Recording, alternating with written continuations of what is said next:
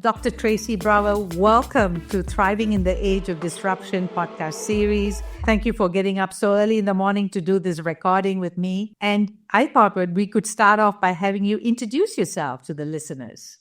Yeah, absolutely. Thank you for having me. I appreciate it. And I know it's evening for you, so it's good we can connect. I'm Dr. Tracy Brower. I am a PhD sociologist, and I study the sociology of work, how we affect our work, how it affects us. I am a senior contributor with Forbes and contribute as well to Fast Company and lots of other publications. I've written a couple of books. My most recent is called The Secrets to Happiness at Work. And previous to that, Bring Work to Life.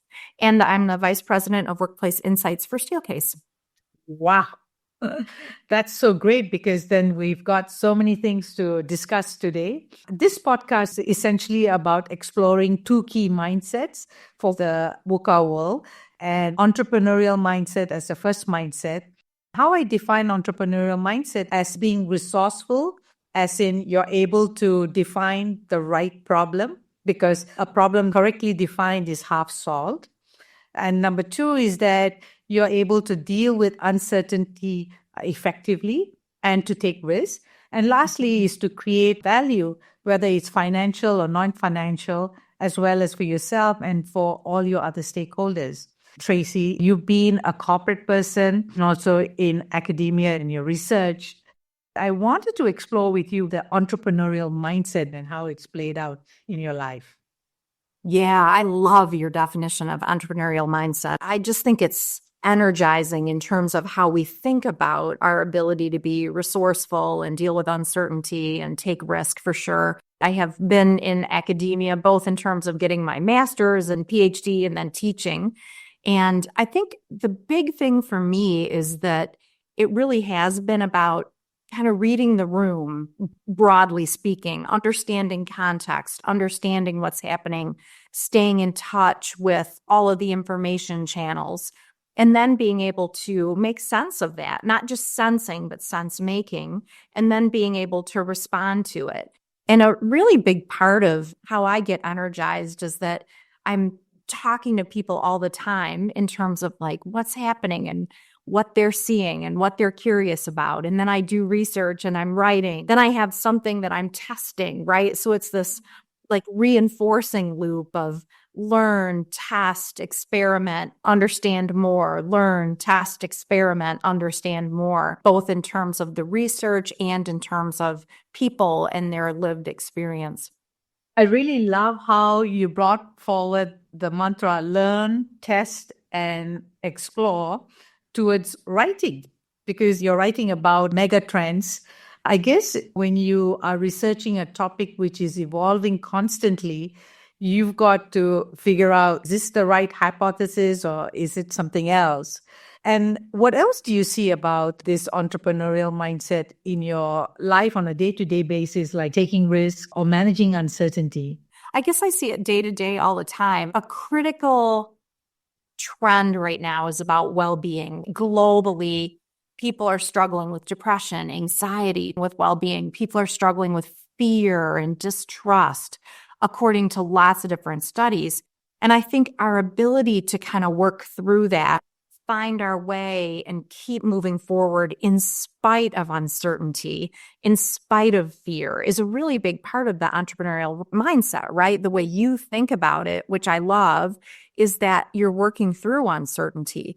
And so the ability to move forward, even when we're uncertain, the ability to move forward, even if we're fearful or feeling like there's a lot of ambiguity, we build our capability, our resilience, right? Like each time you move forward and take a risk and it turns out well, you build your muscle to do that the next time, right? And I think that's a big part of that entrepreneurial mindset is you're constantly learning. And it's related, right, to the growth mindset. If you run into a roadblock or you fail, you don't say to yourself, oh my gosh, I'm unworthy, or I'll never get through it, or oh, never mind, I can't do this. You say to yourself, oh my gosh, what am I going to learn from this? And how do I try it differently next time? And what might I, think about in terms of building my skills? So I think that growth mindset is part of it as well. We encounter uncertainty, we try, we explore, we test, and then we learn what's worked and what hasn't and make adjustments. Oh, nice. You brought us into the second mindset that I was going to discuss, and that's about a crisis ready mindset. Crisis is a setback or a failure, and all of us can react in it in different ways. Either we can freeze, fight, or flee. What's it that you do typically in a crisis? Maybe walk us through a crisis and a daily practice that has actually grounded you. That's a great question. I think that actually takes lots of reflection. I think when I go through a crisis, I pause and try to take a deep breath. I think I try to talk to myself. Like a really big way that I cope is by kind of talking myself through it, slow down and think about it. I will be able to get through it. I remind myself of how I've been through it before. I know that a really big part of my coping in a crisis is connect with my support network, get input from people who know, share concerns or uncertainties with people who care, reach out and be able to kind of build coalitions, but also just build support with the people that are part of my network, part of my inner circles. That's a big part of how I cope. Power of being able to talk to ourselves is actually interesting in the sense that there can be two self in that conversation about a crisis. One self which is scared and worried, and there's the other self who is ready and able to move forward. And so if we are effective in being able to get the self who is stopped to move forward, then we literally move forward into the next section and the next section. And the crisis then becomes smaller, and we've actually created a new reality. I love what you just said about that. I think that's really powerful because I do performance coaching. Mm. And one of the things that I use is actually to have people see that the two aspects of themselves, like we call that the thriving self and the surviving self. And action stops when you're stuck with the surviving self. How do you actually get your thriving self to take charge and to move forward? That's so brilliant. I love that. There's a wonderful book written years ago about like psychology and human development. It's called The Evolving Self. And it talks about how as we develop, both as children and then through our adulthood, the more we're able to kind of step outside of ourselves and take an objective viewpoint of what's going on, the better we're able to kind of manage ourselves and talk to ourselves and think about our thinking. So that rings true in terms of what you're talking about. And years ago, there was the organization development expert, Peter Senge, Yes. and he talked about learning organizations, right? And he talked about double loop learning, which was when you're thinking about your thinking and you're able to kind of step outside yourself and all of that. So I love that. I think it's really, really good coping. The other thing, I think when we're going through crisis, we get kind of blinders on, right? Which is an instinctual response. We literally have less peripheral vision, physiologically speaking, because we're chasing safety. If the saber-toothed tiger is coming after us, right? We're watching for the tree and we're running for it because we're going to climb up the tree to get away. And when we're able to kind of manage ourselves and our thinking, we can open those blinders, right? We can have more perspective again and Correct. kind of understand and expand that view, which helps us cope, right? So I love what you're saying. That makes perfect sense. I also wanted to underline the second aspect that you highlighted, which was to connect with our network, because our network provide the care and concern that we need at that point. Also, they can provide information and other kind of resources that we require. So being able to share our vulnerability is an important piece of this navigating any kind of crisis. Yeah, it's such a great point. There's some really interesting research on our support networks that I just think is fascinating to just reflect on. It's helpful if we have support networks of people who support us in different ways, but we feel even more supported when our support network people know each other. Isn't that interesting? Like Really? I might have a neighbor or a coworker or a, friend from my volunteer agency who are helping me.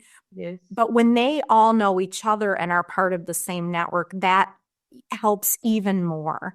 And I love your point about we don't necessarily have to be social workers to each other. We don't all necessarily have to be super experts, right? But when we can offer resources, right, that makes a resource could be a listening ear, a resource could be a meal, a resource could be time together to just get away and have coffee, right? So it's a great point. I was really pleasantly surprised by what you just shared from your research about the fact that if our support structure knows each other, because it's almost counterintuitive. People criticize me for having people in my network know each other so closely that there's no privacy. But I never found that to be an inhibitor of sorts. It was like I could be free to be myself because everyone knows what I'm dealing with, because that freedom allows me to be openly expressed and to do what I need to do. Whereas most people struggle because we are trying to protect information from leaking out and not really be self expressed. Right. Yes, exactly. And I think years ago, we talked about that as image management, which takes a lot of work. Like I'm somebody for him and then somebody else for her and somebody else for them. And I've got to manage all those pieces of myself. But if I can be more transparent and vulnerable and I don't have to manage all those different selves, that actually gives me energy to manage in other parts of my life. The other interesting thing that I think is related to what you were talking about is we know that from a mental health standpoint, feeling seen, feeling known is a really big part of positive mental health. So if you're like the description that you were just giving, people know you, you feel like there's consistency and continuity in who you are across multiple people. That's that whole idea of being seen, being known, right? So it contributes to well-being. That was a pretty profound discussion then. I wanted to talk a little bit about some of the work that you've been publishing on LinkedIn and other media about your research. We can talk a little bit about happiness at the workplace. We can talk about work to life balance. Share a little bit about some of the trends that you are observing. Sure, absolutely. One of the things that's trending right now is that work is a grind and work is negative. And there's this whole narrative globally, right? Like less work is always better. And I just think that's actually really damaging because the truth is that work is a place that we absolutely get a sense of well-being, get a sense of purpose, get a sense of connection, have the opportunity to learn, have the opportunity to perform. And those are correlated with happiness. And so work ends up being not the only avenue, but one avenue toward feeling positively. And so that narrative, that trend around negativity for work, we need to think differently about that, right? And if we can kind of shift that narrative, I think that would be so incredible for us, right? And not every job is ideal. Of course, we're going to have things that we like and things that we don't. Certain work may not be intrinsically amazing, right? Like we're not necessarily going to jump out of bed every morning singing and dancing, but all work has dignity, and that opportunity to express our talents, express our capabilities, contribute to our community. We all have an instinct to matter, and work is one of the ways that we get that need met. And so, is this particular trend isolated in a particular age group, or is it general for all kinds of people? Yeah, that's a great question. I don't get asked that question very much. We are seeing greater concerns the younger people are. And that has to do with well-being as well. Like people are seeking purpose, they're seeking connection, they're feeling disconnected, they're feeling less embedded, entangled, positively entangled, engaged in their work. And that tends to correlate with age. So the younger people are, the more they're struggling. The older people are, the less they're struggling. And I think that has to do with social media. I think it has to do with the narrative. I think it has to do with the way that we compare. I think it has to do with the way that we've redefined work in society. There is correlation in terms of not just age, but life stage as well.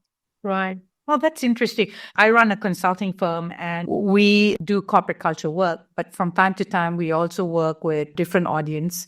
Recently, we worked with a group of young adults who are in their early 20s. They were in university and looking at what they wanted to do for the future. And one of the trends that we've observed in Asia, especially in large countries like India and China, because you have these first tier and then the second tier states or provinces, what happens is that the kids who go to uni in the second tier cities generally sort of give up. And there's a sense of lack of aspiration or motivation. And that sort of shapes their perspectives about what they want to do for the future.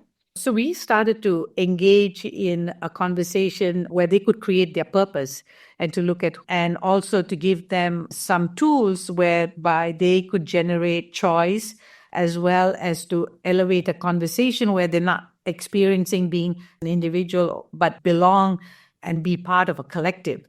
So there is a sense, at least for some younger people, that it's almost impossible to make it.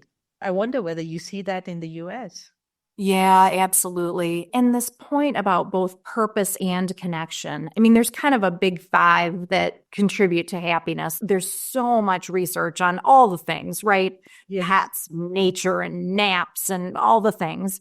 But the big five, a couple of those are purpose and connection, which you just talked about, right? And I think one of the challenges is that we tend to think of purpose as this big thing, right? Like we have to solve world peace or solve world hunger. Yes. And I think a better way to think about purpose is just that small thing that you do that matters to others, that the way that you show up, that small contribution you make, which is a big contribution, right? Because each of us is contributing in our small way. And I always like to think about purpose. It's kind of three things. It's that thing that's bigger than yourself outside of you. Number two, it's that unique contribution that you can make to that thing. And then number three, it's always about people, right? It's not just about corporate results or patient satisfaction if you're in healthcare. It has to do with how are we really, really affecting each other? And I love your point that like purpose and connection, that feeling that we're connected to others, that feeling that we matter, are so linked together because when we have that shared purpose, that makes a difference. Belonging doesn't just come from being around other people. Belonging comes from a shared sense of social identity. So we showed up together to do something, right? Even if we don't know each other really well, even if we don't interact minute by minute, we're still kind of here together to do something that matters to each of us. And so that purpose and connection are both super correlated with happiness. And you're so right. Like ambition doesn't have to be about kind of rising or hierarchy or pay or promotion. Ambition can be about how ambitious we are in making a difference, how ambitious we are in feeling like we're contributing to our community, like we were talking about before. So I love the points. I love that connection that you're making and that coaching that you're doing as well, right? Because that's a really big part of people having a sense of well-being and happiness. And also to be able to deal with the disruption because the rate of change is so rapid that it's really difficult to ground ourselves in any one thing, especially in the last 5 years. AI is here, but who knows what's the next? And before that, it was the Internet of Things. And before that was something else, right? But it's all happening at the same time. Right, exactly. I love that. Yeah. And purpose gives us that grounding. Like all these things can be shifting around us. And purpose gives us that sense of kind of continuity. And I think that's a really important part of happiness as well is empowerment, right? Like all the things, the external realities, the things we're facing, there's always going to be challenges. And so I think sometimes the mindset is, and then I'll be happy. But in reality, we can create the conditions for happiness, reminding ourselves of our purpose, leaning in and investing in relationships, And I think your point about technology, right? Like that's another huge trend right now. And the most interesting thing about that is how it affects our identity. Because if I've been delivering certain value through my work and now all of a sudden parts of that are going to change, that makes a difference in how I think about my contribution and therefore how I think about myself. And so I think we need to remind ourselves of those key kind of human elements: curiosity, creativity, connection, right? Technology can do lots and lots and lots and lots of things, but there's a human element that is also a really important part of identity. So that'll be a really interesting and important way that we maintain our grounding through the technological changes that are coming. And what about trends in the area of working from home? What do you see there? Absolutely. The research suggests that hybrid is here to stay. There was a brilliant piece of research that was done by Stanford and the University of Chicago in conjunction, and it looked at remote work over decades. And remote work has been going on literally for decades. And then, of course, through the pandemic, that trend accelerated and got amplified. So it's absolutely here to stay, this working from home, working remote. But I also absolutely believe, and the research suggests, that there will still be a place for face-to-face work. There will still be a place for presence together in an office, presence together in a workplace, whether that be a learning or healing or, work environment. Yeah. Because there are certain things that are better together, like collaboration, like working on something urgent, like solving problems, performance benefits when we are together face to face, engagement benefits, productivity and satisfaction benefit. There's so much research on that. And I think there's also a human component as well. Like there's the concept of collective effervescence, right? From Durkheim, who was a classic sociologist. And we pick up energy from others and we feel good about like working when we're together and feeling that emotional contagion. So there's wonderful benefits to working remote. It's 5:00 in the morning here. And so I'm in my home office at the moment. But there's also wonderful benefits to us being present together. And so I think we're going to continue to see both. I think it's going to continue to be a both and. I particularly feel that when it comes to creativity, presence is going to be important because as human beings, we spark off each other and just having that connection allows that. And I'm particularly interested to see how companies will create the next way forward of ensuring the culture of the organization is thriving, because it's easy when people are together, but then how do you actually manage that when people are working remotely? And so I guess, like you said, you have to have a combination, a hybrid of sorts for that to continue. Yeah, for sure. And that cultural aspect is so critical, right? Because that's our center of gravity. That's our meaning in terms of why we would work for one company up over another. Otherwise, if we're just working from home and turning the crank, that's transactional. I can do that for anybody. So retention is challenged and engagement is challenged. But culture is that center of gravity that really motivates us to work for this company, this particular company, right? Because we feel a sense of ourselves and we have a shared sense of behaviors and values and norms that we feel, right? I have a colleague who brilliantly says, a strong culture is when I see myself in you and you see yourself in me. Oh, wow. Isn't that great? It's that like identity piece, because companies can have really different cultures, of course. And so we need to feel that grounding, that connection with culture in terms of how we fit. That's true. I'm going to move on to a new topic, and that's about spirituality. So what's spirituality for you? Where are you in your spiritual journey? That's a big question as well. Your questions are wonderful. For me, spirituality is kind of thinking about that bigger picture and thinking about how we're connected, kind of thinking about how our actions are connected to others, how our actions are connected kind of at a universal level. And I think the spiritual journey is one that we're kind of always on, right? Like we never arrive. We need to be developing ourselves constantly, both in terms of how we can be our best selves within the community and make a contribution to community. That's a really big part of that spiritual journey. And I think curiosity is a critical part of a spiritual journey as well, right? We're curious about ourselves, looking inward. We're curious about others. We're curious about kind of something that's bigger and broader and how we fit, how we're part of that whole. I really love how you decoded it in the sense that it's almost like the sense making of who are we and how are we connected to this universe. Yes, it's a journey and not a destination, but really the point about curiosity, right? Being curious to look inwards, being curious to look and see and appreciate others and the diversity outside. I think that's amazing. One of the things that I can get in our way is that our perspectives can be limited by the information that we have available to us, right? Algorithms work too well. And so we're presented with information that we already agree with. And so I think that curiosity, that expanding our view is a really, really important part of that journey. And it may be harder today, given our information channels, given our access.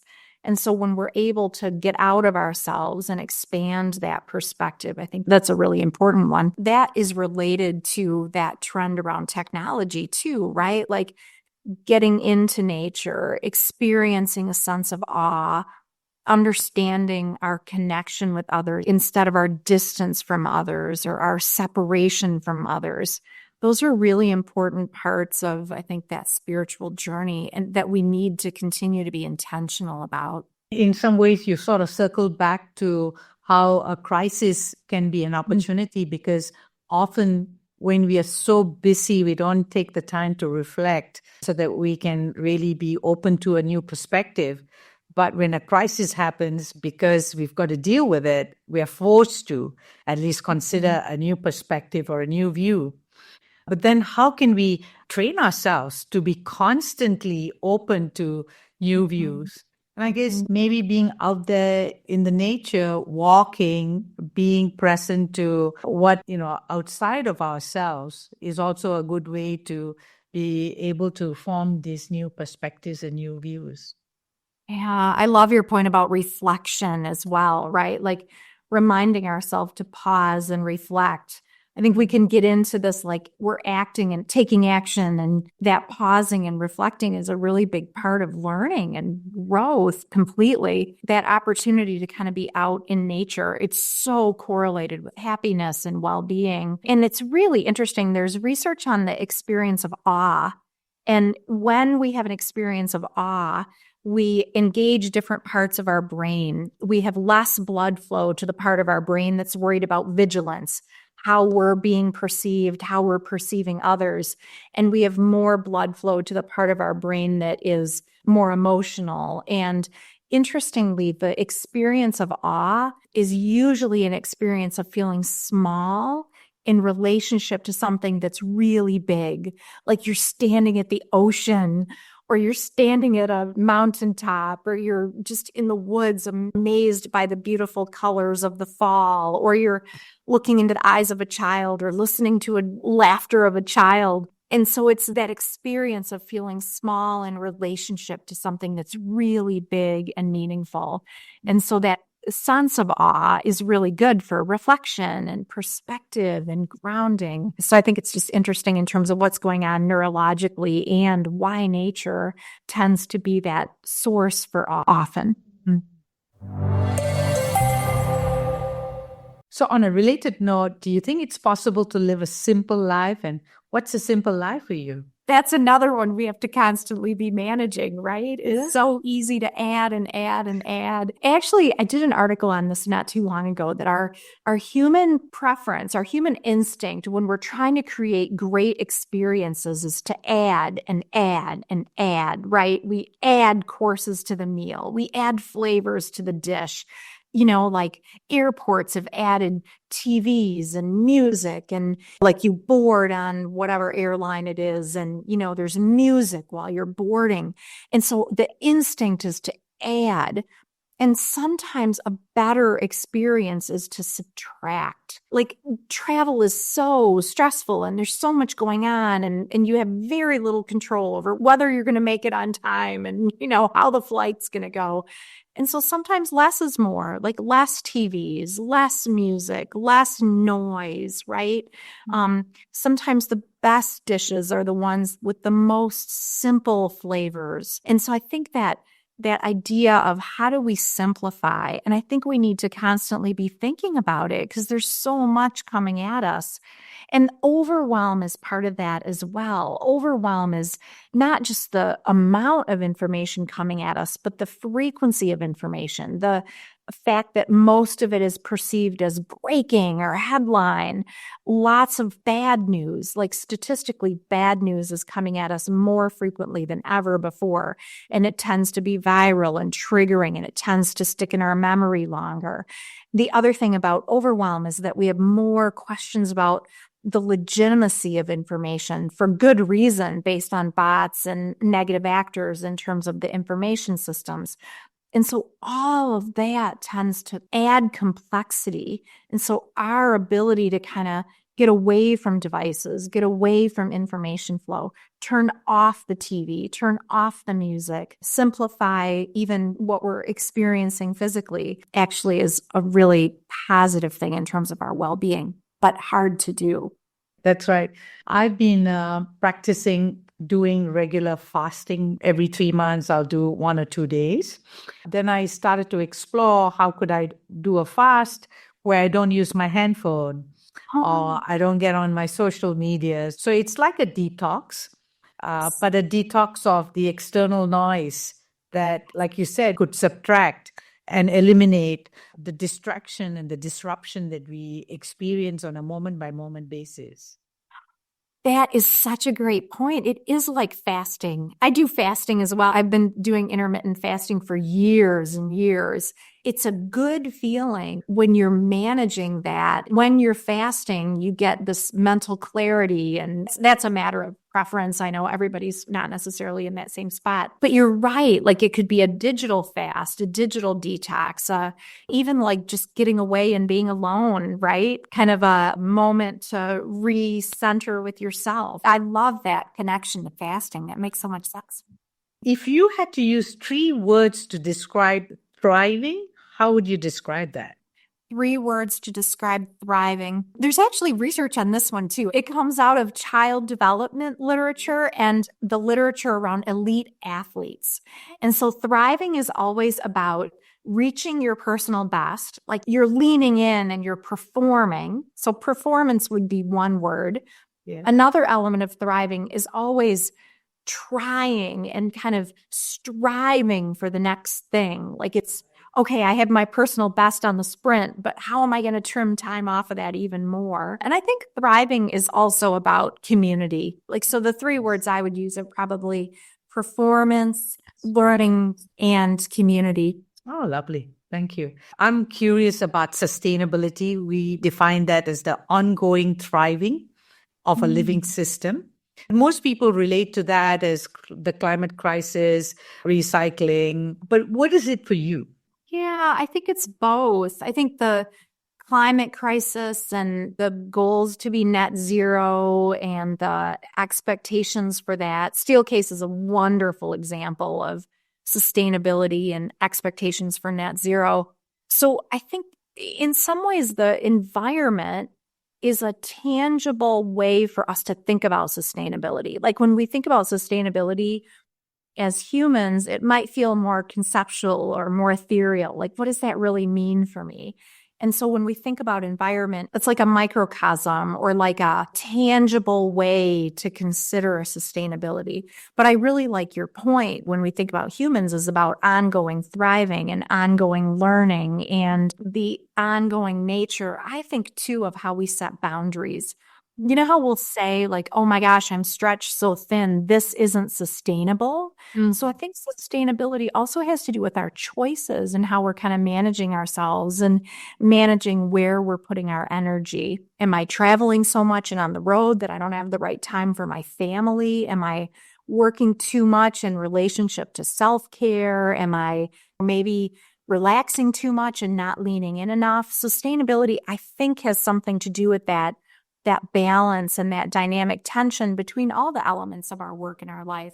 That's really interesting. I wanted to get a message for International Women's Day in 2025. When we look at the research, the challenges for women are real, and our capability, our empowerment, our resilience is also real. And so I think we can absolutely feel confident, kind of band together as a community, boost other women, and feel good about how we are also contributing. I very much believe in this kind of we can do it mentality, right? Like, I absolutely believe that women have such amazing power and strength and capability, both for ourselves and our broad communities. And so we can express that and be empowered and kind of achieve as much as we want. Not perfectly, it will always be a challenge, but we can put ourselves out there in really positive ways. Thank you for that. What drives your passion for exploring the sociology of work? And what key insights have you discovered about how people find meaning in their work? What drives my passion is, I think it's actually thinking about meaning and people. Like, how do we create better experiences for people? And how do we make sure that work is part of a positive narrative versus a negative narrative? I just see that we need to be better at that in terms of empowering people to have a positive view of work. And meaning comes from work when we see that we're making a contribution, but also it's positive when part of our identity comes from work. Like, of course, we want our identity to come from family and friends and volunteer and community, and dimensionality is better, like more points of sources of identity. But when work is a positive source of identity, that's a big deal in terms of meaning. And when we feel happiest at work, it's not just kind of a superficial experience. It's things like dedication. We feel dedicated to doing a great job. It's immersion. We lose track. It's almost like a flow state. We feel vitality. We're energized by our work. We want to put energy into our work, and we feel like it matters. Those are some of the things that I've discovered about the meaning of work in terms of identity, and then in terms of those characteristics of joy within work. Right. And I can get why you're also passionate about creating that positive relationship that people can have around work, because we spend almost 80% of our waking hours at work? Exactly. When we can create better experiences of work, we affect people so significantly. And there's evidence that there's spillover. Of course, we know when we're happier within work, we're happier outside of work. But the opposite is also true. When we're happier outside of work, we tend to perceive more happiness within work. And so it's not that work and life are totally separate things. Work is part of a full life. It's that back to that idea we all have an instinct to matter. And so work is part of that full experience. So as an author and sociologist, what motivates you to keep exploring and writing about the sociology of work and life? What keeps you curious about all this? I think what keeps me curious is something that you said earlier, like it's changing all the time. We never kind of figure it out. We never arrive, right? Like the dynamics of work are changing. The context is changing. We're changing and growing. And so there's always something new. There's always brand new research, like the brand new research that I ran into recently on top performance, and the brand new research I ran into recently on productivity, and the brand new research I ran into recently about the relationship of hope versus mindfulness. Like I could go on and on. There's always something interesting, and because we're learning more and more all the time. I think that's what keeps me coming back. I'm going to ask you some fun questions. What's your favorite book? Oh, it's really hard. I read so many books every single year. What's my favorite? Oh, gosh. That's hard. That's really hard. What's your favorite travel destination? We went to Southeast Asia over the holidays for a few weeks, and somebody said, "What was your favorite place?" And I said, "I think my favorite was the fact that there was so much variety. Like we've been to Europe and we've been to Southeast Asia and we've been all over the US. And so I think we're better people the more we travel." So I love Singapore. I loved being in Vietnam. I loved Thailand. I've loved Italy. There's so many different places where I really, really appreciated. I loved Greece. Oh my gosh, I love Slovakia. There's so many interesting places. And if you can have dinner with anyone, who would it be?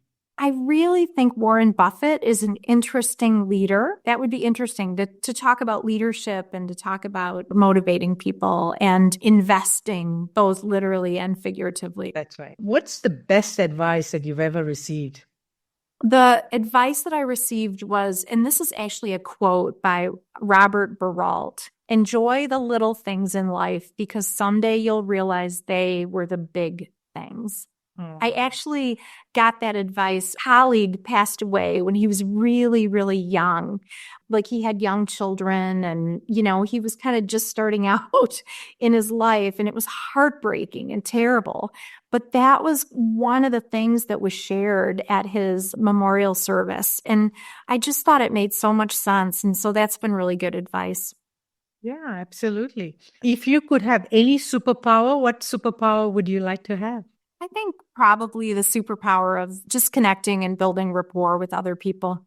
You do a good job with that. In fact, a great job with you. that. So it must be already a superpower. You're too kind. Thank you, Dr. Tracy Brower, for the interesting hour that we've had together. Thanks for having me. Thanks for the wonderful dialogue. I really appreciate it. Yeah, me too. Really been enriching to have this conversation together. Awesome. Well, thanks for having me. I appreciate it.